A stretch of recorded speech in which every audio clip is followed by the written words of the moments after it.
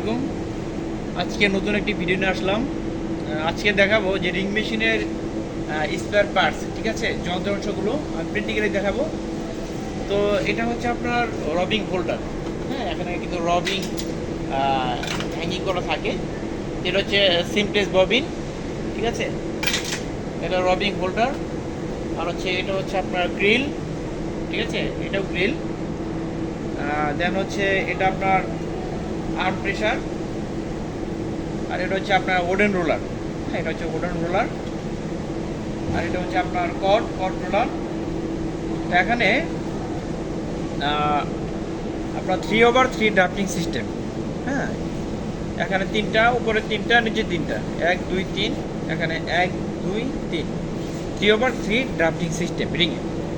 আর এটা হচ্ছে অ্যাপ্রন। আর এটা হচ্ছে আপনার ক্র্যাডেল, যেটা এটা কিন্তু ক্র্যাডেল। আর এটা হচ্ছে স্টিল রোলার, তিনটা আছে। তা আমরা এই দেখতে পাচ্ছি এটা কিন্তু আপনার স্পাইরাল ফ্লুটেড।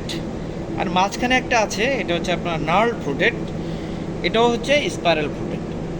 তো এগুলোর কাজ হচ্ছে ড্রাফটকে কন্ট্রোল করা, ঠিক আছে, অর্থাৎ ফাইবারটাকে গ্রিপ করে ধরে রাখা। তো এরপর আসি, এটা হচ্ছে আপনার ল্যাপেট, এটা হচ্ছে ল্যাপেট হুক, এটা হচ্ছে আপনার স্পিন্ডেল। হ্যাঁ, এটা হচ্ছে আপনার রিং কাপ। তো রিং কাপের উপর আপনার এই যে ট্রাভেলার বসানো থাকে, দেখতে পাচ্ছেন ট্রাভেলার বসানো থাকে। আর এই যে রিং কাপের উপরে কিন্তু আপনার এখানে ফ্ল্যাঞ্জ আছে, এক্সট্রা একটা আবরণ, এটা ফ্ল্যাঞ্জ।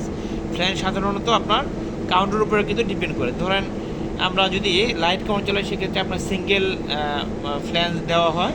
ফ্ল্যাঞ্জ সাধারণত দুই প্রকার, সিঙ্গেল ফ্ল্যাঞ্জ আর ডাবল ফ্ল্যাঞ্জ। সিঙ্গেল ফ্ল্যাঞ্জ এটা আমরা ইউজ করতেছি লাইট কাউন্টের ক্ষেত্রে। আর যদি আপনার কোর্স কাউন্ট হিসেবে আপনার চালিয়ে থাকেন, সেক্ষেত্রে কিন্তু আবার ডাবল ফ্ল্যাঞ্জ দিতে হবে, ঠিক আছে। যাই হোক, এটা হচ্ছে আপনার ল্যাপেট, এটা হচ্ছে আপনার নি ব্রেক। হ্যাঁ, আর ভিতরে আছে আপনার 3 পলি এবং ঝুঁকি পলি। তো আশা করি বুঝতে পেরেছেন। আজকে পর্যন্তই, পরবর্তীতে নতুন একটি টপিক নিয়ে ছিল। ততক্ষণ ভালো থাকবেন। আল্লাহ হাফিজ।